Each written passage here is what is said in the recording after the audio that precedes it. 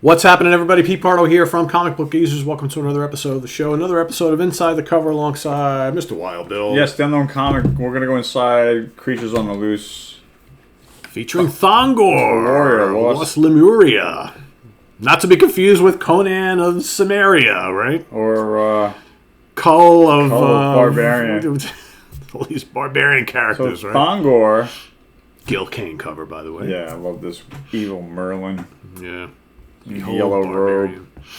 So this is basically a great little story of Thongor. Is kind of just like a Conan character, hack and slash warrior. How many issues did Thongor have in Creatures on the Loose? It's like 5, right? He showed up like I think in issue 21 or 22 and ran to like issue 29 because issue 30 is Morbius, right? The Man-Wolf takes over. Man-Wolf, right? Man-Wolf. He takes off on number 30. Then Morbius, okay, yeah. There is no Morbius. Oh, no, Morbius is... he's the other one. Fear, yeah. Yes, Adventures into Fear. Get these this is Creatures on the Loose? Yeah. Which this is always bizarre.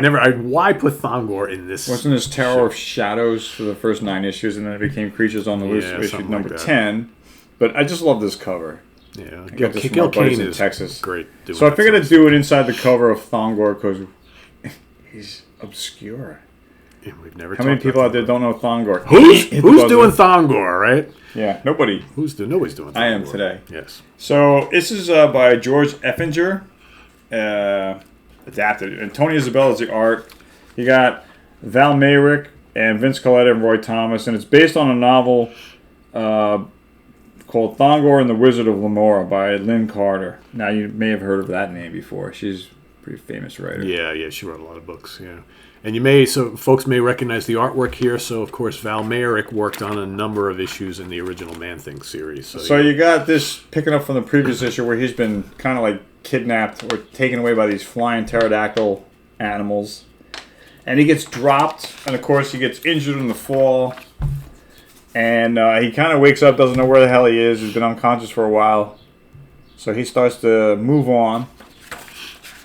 And eventually, because it's a barbaric, strange land, he comes upon these vampire plants. These like bloodsuckers. So he's got to fight these carnivorous plants. So he's not... First, he's dealing with these evil pterodactyls, right? That could have ate him. So he's fighting his way through hack and slash.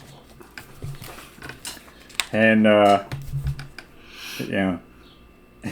he falls into like a quicksand pit down here in the bottom of the part of here, and he kind of MacGyvers his way out before MacGyver was invented. You know, he kind of hacks a vine and uses it like the rope to pull himself free. But he's exhausted. Yeah. And, of course, there's a hungry dinosaur in the vicinity. After he gets out of the quicksand. Dinosaur and so a we've got snake. Good comic book stuff going on here. It's just one character and his adventures of what the hell's going on as he's trying to make his way across this strange land, you know. And then he runs into this like wizard, and this guy's name is Sharajasha. Something like that. But say that after a few drinks, officer. But he helps Thongor, and he warns him about this dinosaur, right? And then so they're like, he starts this friendship with Thongor, and he kind of confides in him and tells him that he needs a warrior. And he warns him about what's down below, you know. He shows him the vast, empty wasteland, you know. Just great. Sal Buscema, you know, good art. He's also great. Did he do some Conan? Val Mayrick, actually. Sal's the touch-up artist, right? I think you said Sal was the inker, I think, on here. But yeah, Val is the one who did the art on this. So let's make sure. Hold on, let's go back to the beginning. I think... Yeah, art by Val Mayrick and ink by Vince Colletta. No Sal, no Sal. You're thinking that was the other issue. That was last week's episode you're thinking. Oh, my good. Instead of bad. Anyway, I digress. So he's got this wall down here, right? Kind of like Lord of the Rings, trying to enter. Yeah. Right. So they make it inside. He regains his throne. Sharajasha. I know I'm not saying that right, but the artwork looks awesome. Yeah, like I said, it's Val Merrick, who did a lot of Man-Thing issues and Adventure into Fear. In fact, yeah, I remember specifically the debut of like Howard the Duck, where they were all in that other world and stuff that looks just like this. What was the name of that barbarian that was in that in those issues too? I forget his name. In what, Conan? No, in Adventures into Fear, those early Man-Thing ones when they were on the other world and with Howard the Duck and the barbarian and the War of the Worlds princess guy. And I forget what. Killraven. No, not Killraven. In the Man-Thing issues. There was that the last like 2 issues in Man-Thing in Adventures into Fear. I don't know. I forget his name. Anyway, they got people watching will remember. I can't remember. The guy with the sword. It's like it was him, the princess, Howard the Duck, and Man-Thing. I don't remember. Here's where the guy's telling him about the warrior needing the warrior. Points his way out on the map, and then eventually he points in the mirror and he shows him his death. Oof. Basically, he's predicting the future and shows Thongor's future that he's going to die. And that's the last panel. Thongor looking in the mirror, seeing his dead body laying down. He's collapsed somewhere, and that's how it ends. And that's basically your cover too, right? Except that all of a sudden they interject a lovely lady there who's not actually in the issue. But so we got a little subliminal hints here with the covers. Nothing like trying to interest and pique the interest of young 8-year-old children, right? With covers with fair maidens on them in bikinis, right? Yeah. It works. Sex sells. We don't see her at the end here. No. It's just him. He's not there. Yeah, that's why it's.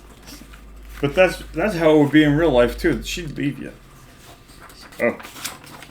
Brother Voodoo? We talked last issue about what FOOM stood for. We didn't know. I was close. I said Friends of Marvel. And like, well, what about the extra? Oh, Pete, it's Friends of Old Marvel. I knew I was on the right track. Yeah. I wasn't too far. I just what the hell is that second O all about? Here it is. Mystery solved. Friends of Old Marvel. So, back to the question of what happened to him. What happened, Thongor? He remains unconscious. Unconscious. That's right. To be continued. To be continued next issue. Now,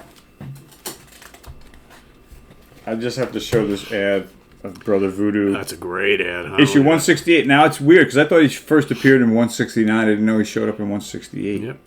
That's pretty cool. But for some reason, 169 is expensive. That must be the origin issue. Yeah. So, there you go. Strange First Tales. appearances, another supernatural character, right? Marvel was... Brother Voodoo, experimenting. Brother Voodoo, we got Son of Satan, we got... I was experimenting. Experimenting with my pencil over the weekend for you guys. I present to you Comic Book Geezers issue number 53 for still 2 cents. You got a lot going on here. Look at that. I like the coach. Stagecoach, Can you read what they're saying? It says Comic Book Geezers rule. Hell yeah. Rules. 2 guys just chatting away, talking about how much they love the channel. See that? Yeah, it's a weird kind of stagecoach. I don't know what kind of animal's pulling it, but it looks like a big-ass dinosaur. I guess so. All we see is the back leg or something. Who the hell's the coachman, driver? Who's the driver? Strange Birdman, right? Yeah. Wow. And look who's there. Look who's there. The wood tree. Wood is there. Wood is good. Yeah. Stagecoach has a Wood's gun. Looking hungry. Wood's looking like he's liking them passing through. I guess not. Wood's looking like, my next meal is right in front of me inside that stagecoach. We didn't bother filming the background art in lazy Marvel fashion. Why not? Yeah, Wood looks great. Why detract from it, Yeah, that's very well done. I love this is all great too, but I love the whole wood part of it and the sky and everything like that. Thank you. And the fact that you got our logo Anyone catch the bird in the tree? Oh, yep, look at that. Wow. Still only 2 cents. Yeah. Issue number 53. Got a little treasure chest on top, the luggage rack. Yeah. Got some fancy curtains in the stagecoach. See that? Spot all the Easter eggs, some people. Grass growing in the background. Your little gold ladder to get up in there. Yep. So you don't get snagged.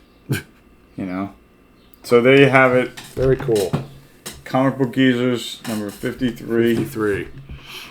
From me to you. Another wood one. Another wood appearance. Wooden appearance, right? Yeah, he came in later because he was like the last edition. Yep. It was the animal, the Birdman, and the stagecoach, and the heading. Usually I'll start. You had a little room back there. You actually incorporated him really. In case you're wondering, usually I'll start off with the heading at the top, and then try and work down below. And just kind of space it out in my mind. So I had to, Speaking of wood, he's right there. Yes, he is. Adventures of Wood. See? Click down below for your wood t-shirt or wood mug and help support Comic Book Geezers. We thank you for being here. Please click the like button. Thank you for your subscriptions. And thanks for always watching Comic Book Geezers. We'll be back next time with more Inside the Cover or something else. So anyway, as always, we thank you for being here. See you next time. For Wild Bill, I'm Pete Pardo. Thanks for watching, everybody. Have a good rest of your day and rest of the week. See you soon. See you. Bye.